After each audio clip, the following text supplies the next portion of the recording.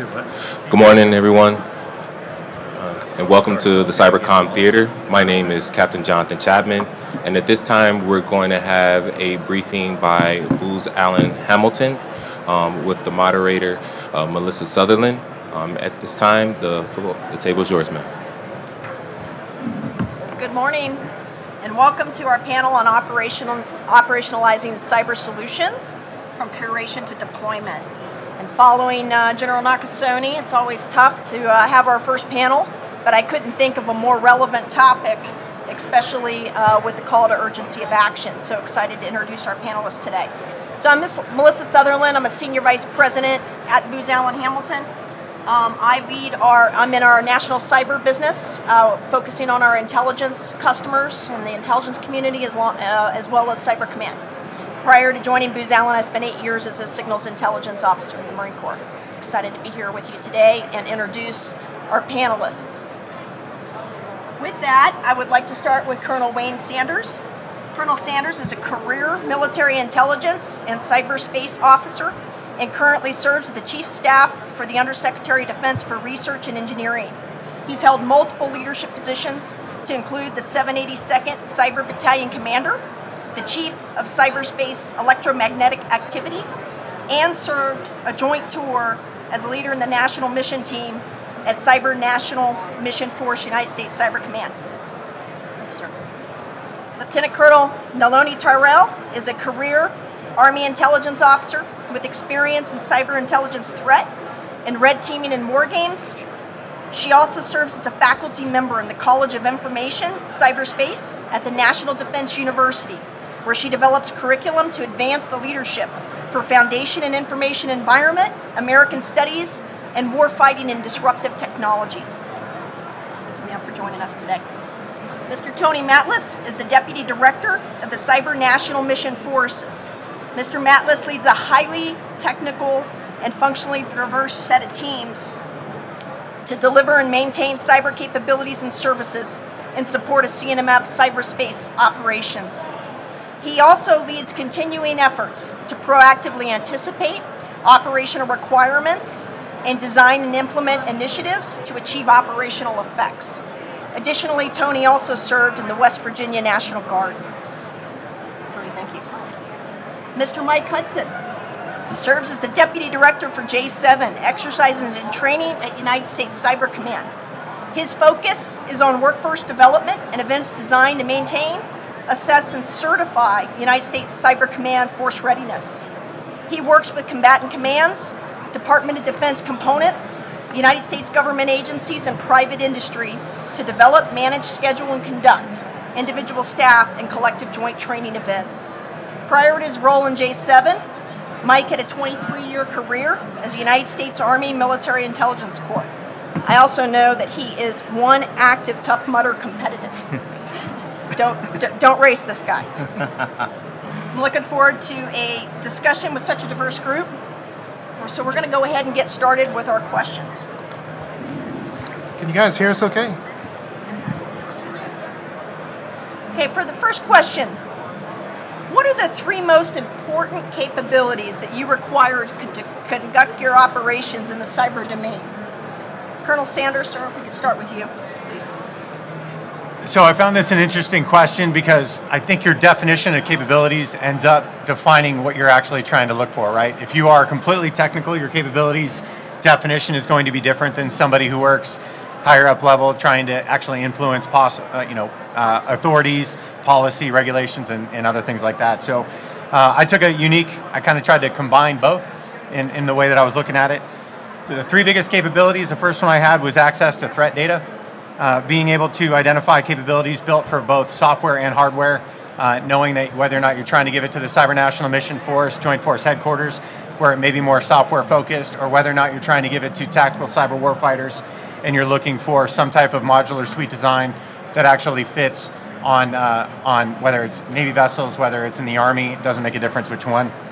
That access to threat data also then, it ends up forcing you to look at how you can replicate adversary capabilities, as well as the threat vectors that they use, and then how to best obfuscate for us to be able to push forward for our own capabilities. I also added in that, access to the threat data also allows you to support for modeling and simulations, right? As we look forward to some of the other questions on here, I'm not going to go too far down there because I know we're going to get into a lot more detail on those.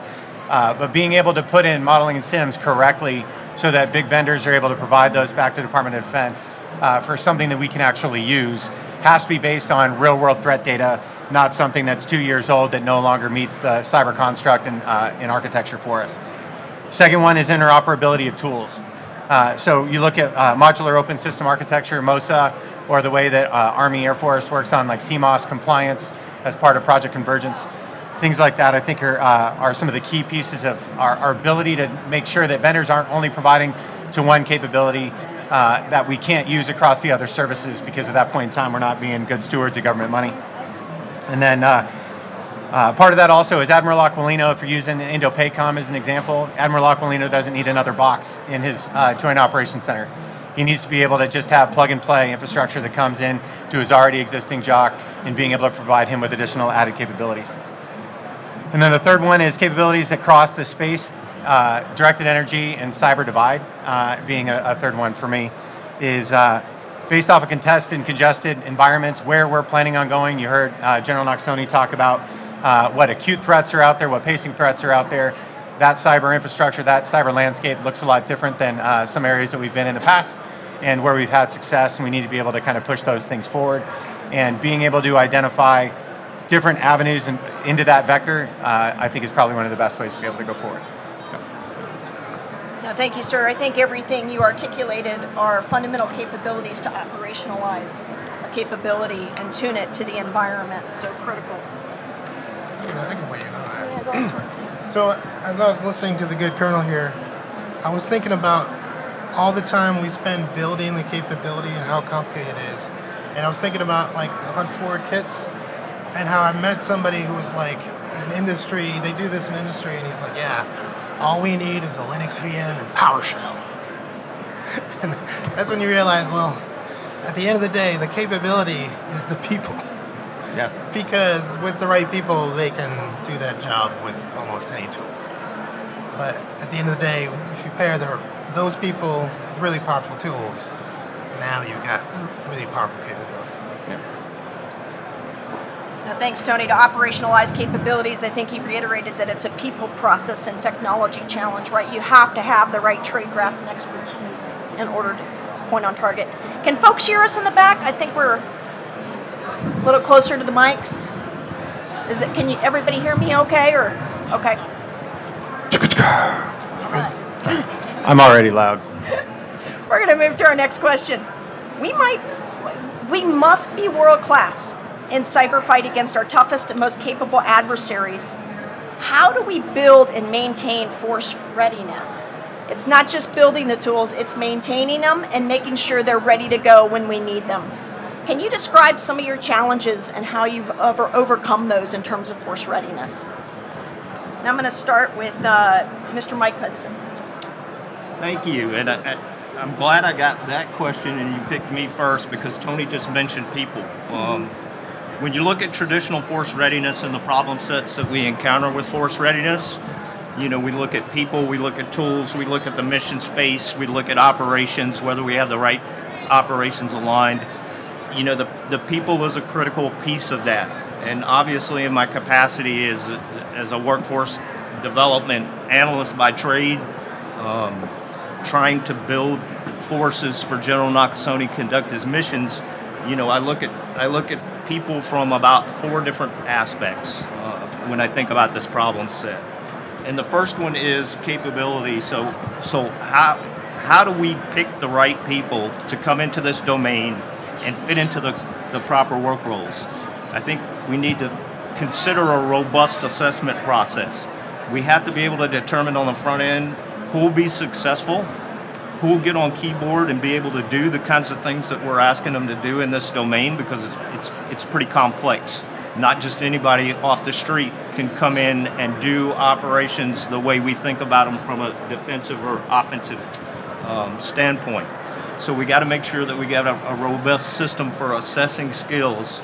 I've also heard people talk a little bit about didactic learners in this domain. I really like that term. I like thinking about that term. And I look at my son as kind of a good example about that.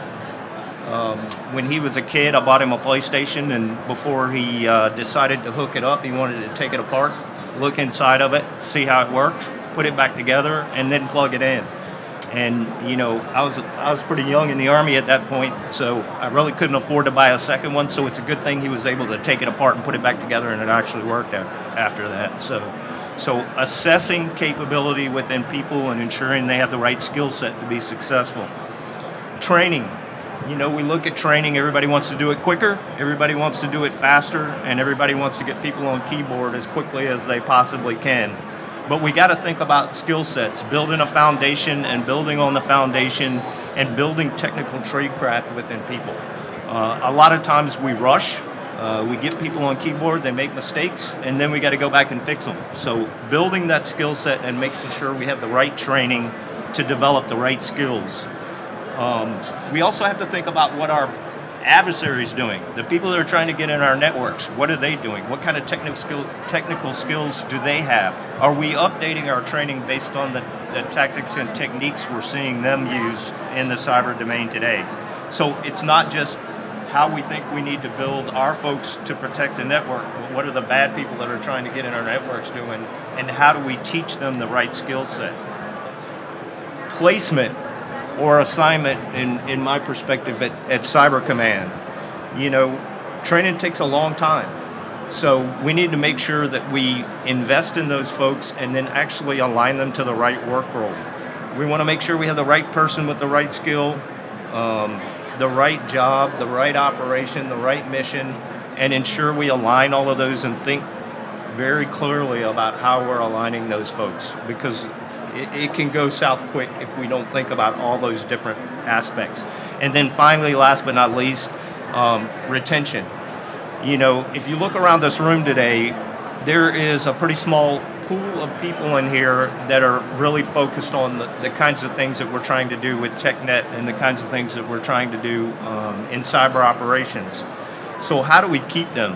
How do we prevent going around and really looking at the same pool of people to bring in for our operations? We got to continue to build skill, because if we just train them once and don't invest in them over the long term, they're going to get bored and go somewhere else where they can do something a little bit more technical. We got to incentivize. There's a lot of pay in this domain. A lot of people know where all the right places are to get the big paycheck, and so we really have to invest in our own incentive programs so that we can keep some of that talent. And then when I talk about assignment, my third point, a lot of times in the military specifically, we'll bring a person in, we'll put them in a job for 3 or 4 years, and then we'll send them to a job outside of the cyber domain. We've got to think very thoughtfully about how we're doing that, how we're thinking about that, and really try to prevent doing that.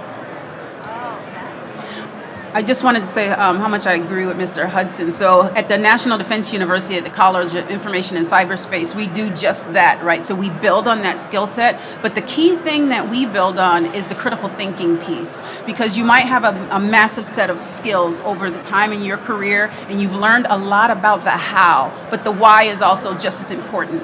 And so what we do at CIC is not only do we focus on a lot of the how, the nuts and bolts of it, but we make sure that we get really key into why our adversary is doing the things that they're doing, so that we can get ahead of that and we can do that type of predictive analysis. And that also serves as one of the benefits of serving longer, because you get to go to things like the National Defense University and talk and crosstalk with other massive thinkers, big thinkers around the DoD and private sector as well. Yeah, I'd like to add, one of the things I think is very interesting about when you're dealing with a lot of the cyberspace stuff, you have offense, you have defense, you have EW, you have IO, you have directed energy, as we talked about in space, right? That's an awful lot of avenues to become an expert in. So one of the key things, and I agree with everything that's been said. There's always a big debate that goes on as to whether or not should an offensive guy stay offensive, should a defensive stay defensive, because when you look at our adversary, that's what they're doing. You got defenders stay on the defense, you got the offenders stay on the offense, and I worked at NSA Cybercom from pretty much 2010 to 2016 on the offensive side, computer network exploitation, doing those kind of things, before I felt I even understood what was going on the offensive side well enough to be able to leverage the enterprise, the capabilities, the technology, everything else to be able to. And then they put me in as a national mission team lead, and I'm like, okay, I'm at least proficient. I don't consider myself trained yet. You can always get better in being able to push that. And as Mr. Hudson said, if at that point in time I would have gotten grabbed and I would have moved on over to this cyber protection brigade and moved into defense before being able to leverage those skills and actually put them to work, could potentially would have lost something. But there is something to be said about diversification of those skills and being able to look at it from a different perspective. So very, very difficult to actually train to the level of proficiency that we're looking for across the board for everybody to do when we don't have the time necessary to be able to build those skills. Let's say you make somebody who is an offensive and defensive cyber operator and they're just amazing at it, but you need to figure out how to actually put all those things into space capability, or you need to put it something that is actually tied into demodulating a signal on some type of electronic attack platform. Try to put all those things in together. You need an awful large team to be able to do it, not only to train, but then have the right expertise on your team.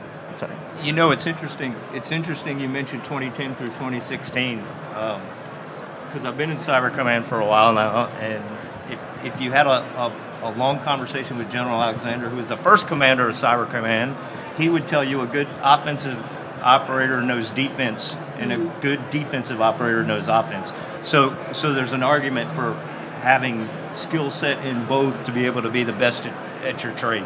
Absolutely. Fungibility of talent is so key and to conduct full spectrum cyber operations. So I think that's spot on. Next question. Given how fast capabilities evolve in the cyber domain, how can we move to be more predictive in creating our requirements and building our requirements for the tools and the infrastructure we operate from? Tony, you mind kicking us off on this one? Sure. I was trying to think of how not to give a cliche answer to that. So I could say things like DevOps or, obviously a lot of the answers lie with industry. Industry is doing things cutting edge, and how do we get that into operations? How do we get ahead of the next cyber capability or cyber exploit capability with it? You could say industry, but if you don't have the right workforce, or if you don't have the right leadership or the right culture or the right mission, it won't work. So I think at the end of the day, it actually starts with a really great mission. Because I think about CNMF, I think we're one of the best organizations to work for. I think if science fiction writers write about cool cyber things, they're actually thinking about CNMF, they just don't know it. But when I think about how it started, it wasn't like that when it started. It really had to grow. So obviously CNMF is a great example of how you can grow from nothing to being cutting edge. And I think it really comes down to the mission and the leadership, because the mission was really cool, so everyone wanted to come there, and then we showed up and we're like, there's nothing here, we're just starting from ground zero. So people had to be innovative, and then you had to have leadership that created a culture of encouraging innovation and encouraging change. So when I think about my job as a capability development provider for CNMF, I'm ideally not coming up with the ideas, maybe a little bit. Mostly it's the people, the operators, the people at CNMF that are really, really good. And the reason they're really, really good is because they're attracted to work at CNMF, and they're empowered by General Harbin and the rest of the leadership down to try new things. And so my job is kind of like, okay, cool idea, let me figure out how to make it happen. And that's mostly the way I see my job. Like, I need to make sure it's compliant and legal. Like, if they came to me and they're like, all right, I came up with an idea to get funding for this operation by robbing a bank, I'd be like, all right, hard pass. But then I'd be like, are we talking about a bad guy's bank? Let's talk to the lawyer. Maybe we could steal their Bitcoin, I don't know. But it has to have that kind of mentality. And so what I'm doing is I'm really I'm staying in touch with the operator, I'm listening to them, I'm taking their lead from them. And then what's really good about our force is that they are engaging with industry. So they're getting all kinds of ideas. They're going to TechNet, they're going to Black Hat, And sometimes we get really, really amazing, gifted reservists. Like we had one who will remain nameless, who was a lead security pen tester at Amazon. So we're like, yes, show us how to do all the cool stuff that you don't tell anybody else about how to do in Amazon. AWS. So now we do some really cool stuff in AWS. And my job was really like, how do I make that legal and, do it the right way, and get it operationalized. So I don't know if there's a one size fits all for every organization, but it's really about, I think, cool mission, the right leadership, and everyone on board with, getting it done. So. Thanks, Tony. I think what you highlighted too is partnerships and the people. I think bringing the operators together, I know for industry, it's really critical for us to have access to the operators, the mission expertise that understands the trade craft and how we're going to apply these tools and capabilities against the requirements and be agile in terms of how we deliver. And it's so critical to have that industry government partnership as we generate that. I think speaking from an industry standpoint, it helps us also understand what and how we can invest to help accelerate our ability to get on mission when we're partnering. Ma'am, I know you wanted to elaborate on this. No, one as I well. absolutely did, and I think that Tony hit some very key pieces that when we're talking about the speed of capability, we absolutely have to go to the industry, mostly because of the speed itself, right? So when you're working with governments or the government defense industry, you're also talking about things that can be a challenge to that speed. That includes the acquisitions process, that includes the policy processes. Now, General Nakasone just talked about in his speech that when we're looking at cyber, we're looking at two kind of rudimentary things, an acute threat and a pacing threat. Right. So with the pacing threat, we're used to that sort of thing. When we're looking at Russia, we're used to certain things that they have already done in the past that we're trying to implement. And so those things work very well with the acquisitions process, and they work very well with the policy process because those take time. But when it comes to the more acute threat, when we're talking China and the speed of actually cyber itself, that's where it becomes a challenge. But in that respect, the thing we do have on our side, just like Tony said, just like Colonel Sanders said, is the people, right? Because people can think as fast as a threat. We may not be able to get those capabilities and the funding as fast as we would like,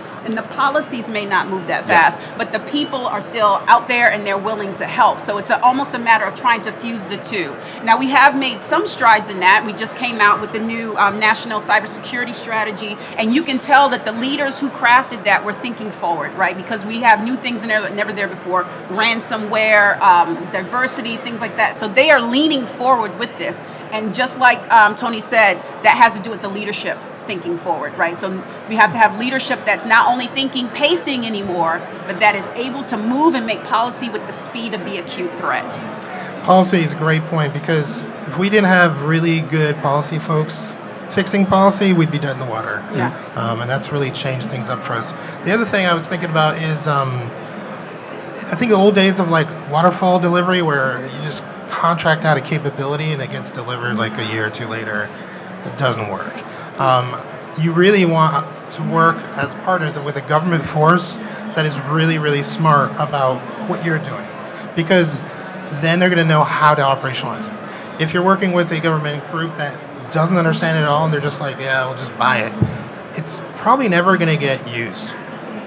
It's just going to sit on a shelf. Yeah. So we as government, through this guy here, of course, and other leadership, motivation, need to get really smart. So you almost need to grow together. Like, we have to be almost as smart as you guys. Obviously not as smart, but we try.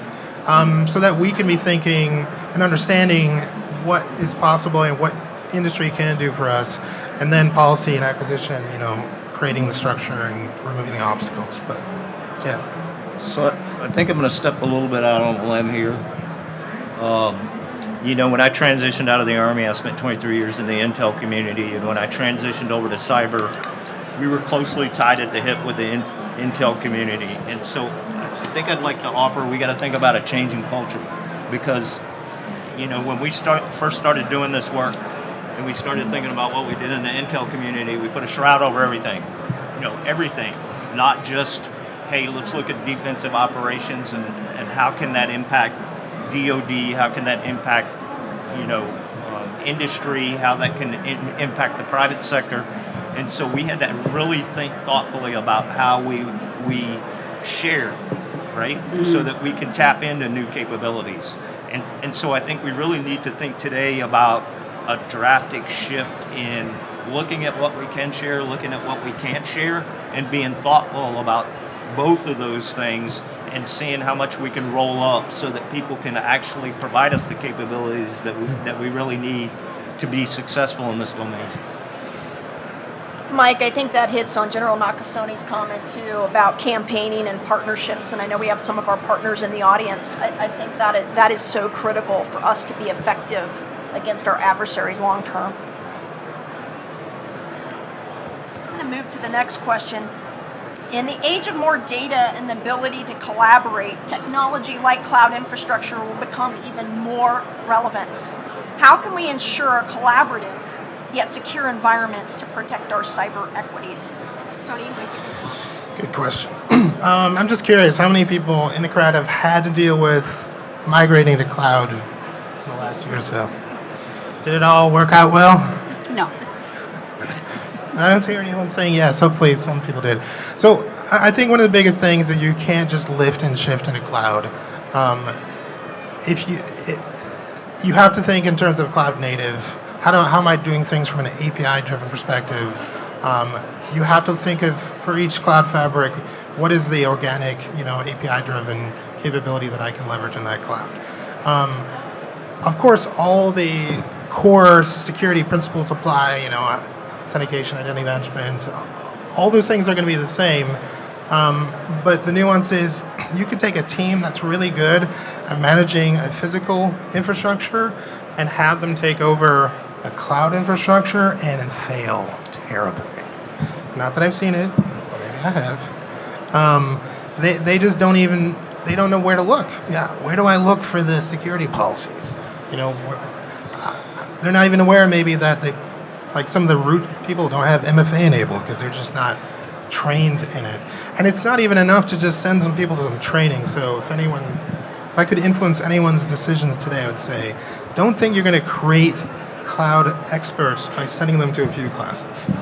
I would recommend hiring out the best in the field.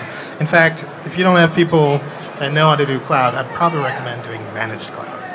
Let experts manage your cloud until your organization is ready to do it, because an improperly managed cloud is so much worse than a old physical infrastructure. I mean, you will have security holes you are completely unaware of. That being said, if you can master cloud, I think there's really cool things you can do. As I got mentored by the former AWS lead security expert, having access to all the logs organically through APIs is really, really cool. And all the software, SOC capabilities you can build into that is awesome. I would say then, in a general sense, we've been moving to this zero trust model. Prior to that, I call it the trust but verify. Like, as long as somebody was verified, you trusted them. Now I think we have to move to the very untrusting parent model, where it's zero trust is I don't know you and I don't trust you. And the parent model is I know you and I don't trust you. And you know what to look for. So that's why I want to get into a little bit of hunt. I've seen this concept of I'm going to send my logs to a CSSP and I'm good. You are not good. That is not enough. You need to be actively hunting on that network. You need to be like that mom that's I know how you think. You're that, if they're thinking about adversaries, you need to know their playbooks. You need to know what kind of things you would be looking for when you collect the logs. It's not enough just to have the logs, right? You need to actually be building dashboards with intelligence and alerting based on, some really rich knowledge of adversary techniques, and that goes to threat intelligence. You need to be leveraging the latest and the best commercial threat intelligence, so you're leveraging machine learning, you're not just manually looking for stuff. I could go on and on about this for a while, but I'll leave it at that. If I can jump in real quick, just for one more thing on there, I think requirements generation and fully understanding what the requirement is one of the key pieces too that Tony's really getting after. Even from if you're looking at small businesses going all the way up to the big primes, when you cross those thresholds between small business and primes, you're going to have additional access to threat data, as I mentioned in my first talking point, right? By understanding what that is and understanding what is being asked by the customer to be able to integrate in, my boss, Honorable Shu, she meets with a lot of the primes from the CTOs to try and develop the National Defense Science and Technology Strategy and be able to push the limits on what we're actually trying to do, the vision that everybody can kind of get behind. And one of the key pieces there is, okay, well, great. All right, I've tasked you guys out to provide something back. And when you bring this back to me, how are you actually integrating all of it into a data layer that actually makes sense? And every single one of them had a different way in which they were trying to do it. So everybody took a little bit different of an approach on understanding how they were defining the requirement and what they were coming back. And what that means, obviously, then the next step is APIing the architecture so that you can actually connect prime to prime, business to business for whatever source code that's coming in. So it's something that's operationally useful to the force. And so we're learning a lot as we go through this process, and but understanding truly that requirement. And if you bring in somebody like me and try to give me the requirement, you're not going to get what you want, right? You're going to want a cloud expert that knows how to do it. I knew Tony was on the panel, so I actually asked Ms. Sutherland not to ask me a cloud question, and here I am answering it anyway, because I knew that I've got an expert on the panel to do those kind of things. Hey, actually, a couple other things that I just remembered I think are cool is like the old model where you're just sending your logs to CSSP. Obviously, you can't do that, get on. But we've also gotten really leaning forward in terms of red teaming our environment, and that's really cool. Mm-hmm. And red teaming usually tends to look at your environment from the inside, like assuming compromise. But I think it's also really cool to have people look at your signature. What does your your profile look like if someone's trying to get in from the outside? What do your DNS records records look like? Your BGP routing and advertising. You want people red teaming your signature as well as your architecture on the inside. Thank you. I think requirements are so key. I can't tell you how many jobs we've supported where we've gone in and the objective is just move everything to the cloud. And let's just say there are some legacy applications that do not belong in the cloud. Next question, and sir, this builds off of what you talked about in terms of interoperability. So, Colonel Sanders, I'm going to ask you to answer this one. And that's, what benefits are we seeing to improve the interoperability of tools and capabilities we're employing to support full spectrum cyber operations today? No, absolutely. So I mentioned MOSA, the modular open source, open system architecture, as well as CMOS. CMOS was a great opportunity for us to see Air Force and Army actually take the same requirement model and build upon it so that vendors can actually deliver to two different services with the same platform, with the same compliance, with the same understanding of the foundation of what they're building upon. So we've now moved and escalated on trying to actually get after MOSA to be able to do some of the very similar things, right? You're trying to converge these capabilities. The platforms may change hardware-wise based off of how it's going to fit on a submarine or it's going to fit on a surface ship versus how it's going to fit on a Stryker vehicle, MRAP. It doesn't make a difference.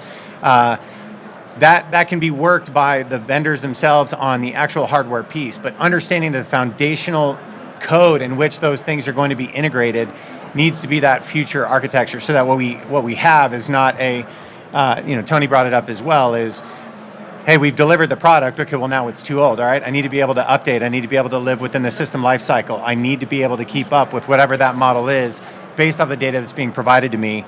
And so we've seen it work in part of that convergence model in the Army Air Force model. We're trying to get the other services on board as well to be able to do this. At the unders level, the Undersecretary for Acquisition and Sustainment, Dr. Bill LaPlante, he runs something called Capability Advantage Pathfinders, which is some of these short-term technical expert areas to be able to get after without having to worry too much about the POM cycle. It's almost that issue paper, white paper way to get after it, and it allows us to be able to support the warfighter faster. But the key, once again, then comes back to that requirements generation that does meet across the board, not, hey, I bought yours, but now I need to go over here and another service needs to buy it as well. Because I think you guys are seeing the budget for the DoD is not went up a little bit, but we are much more being held feet to the fire on what we're actually spending our money on.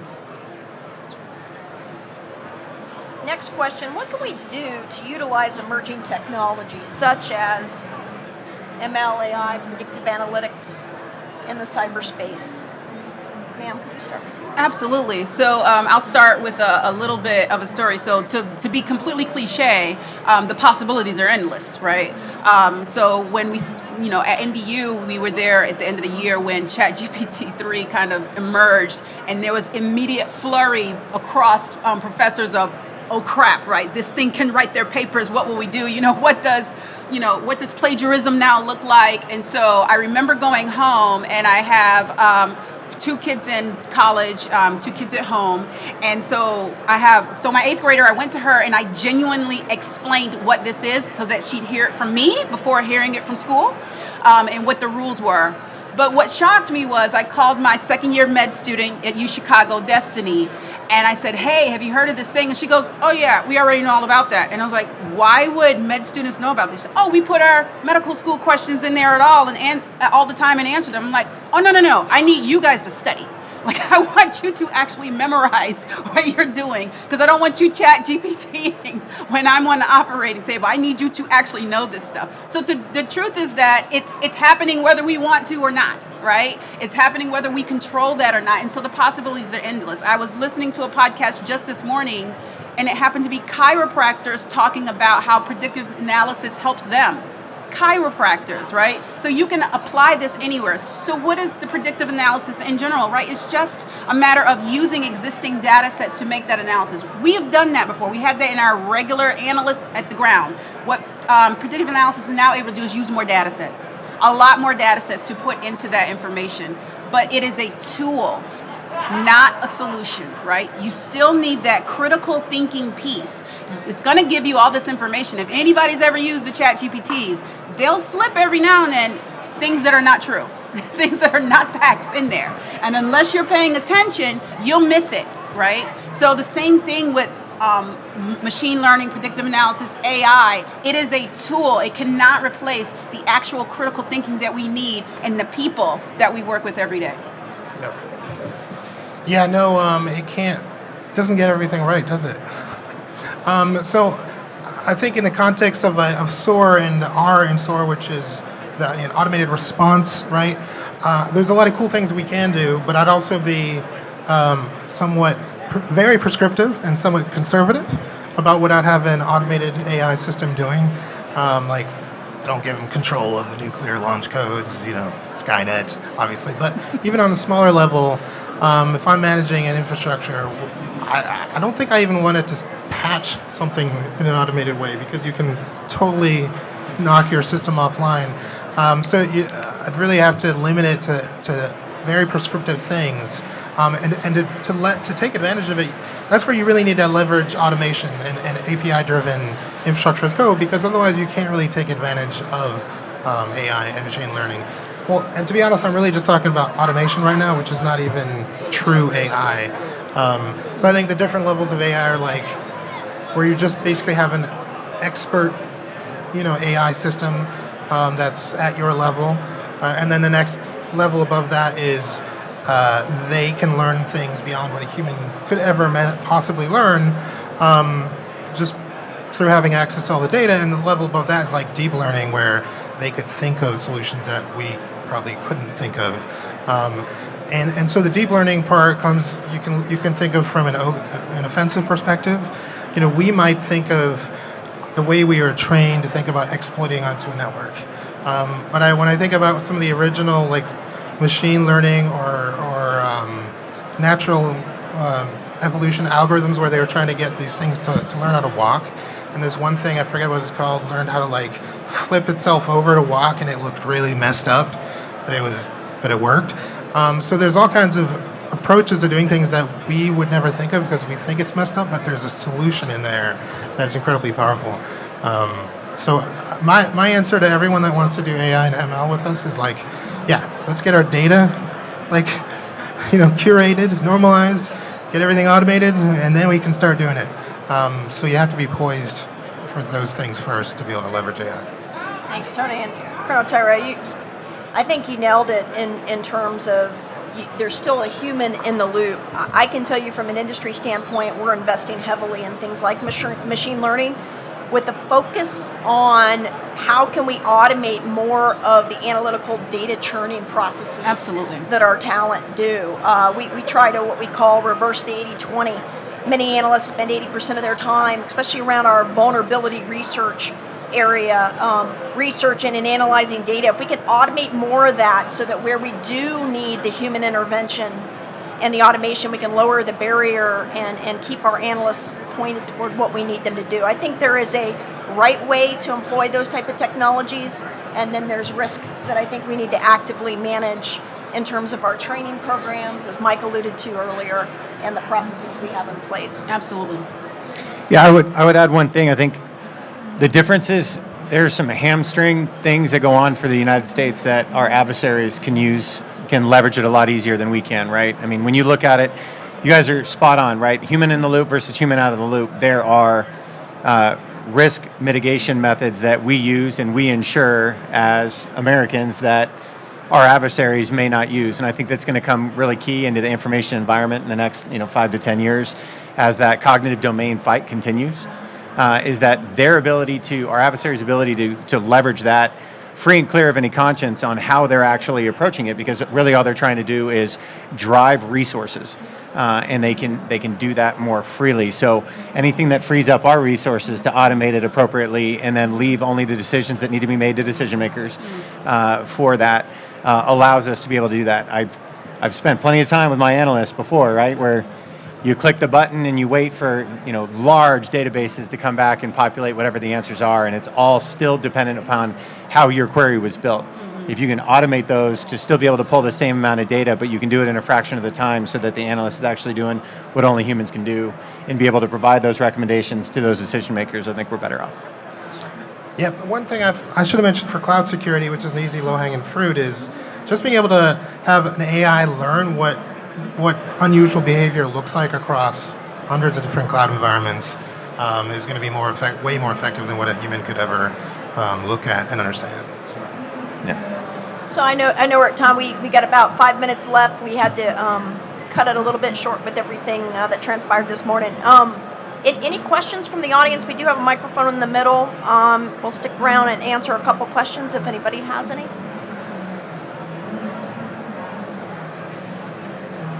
Yes, please.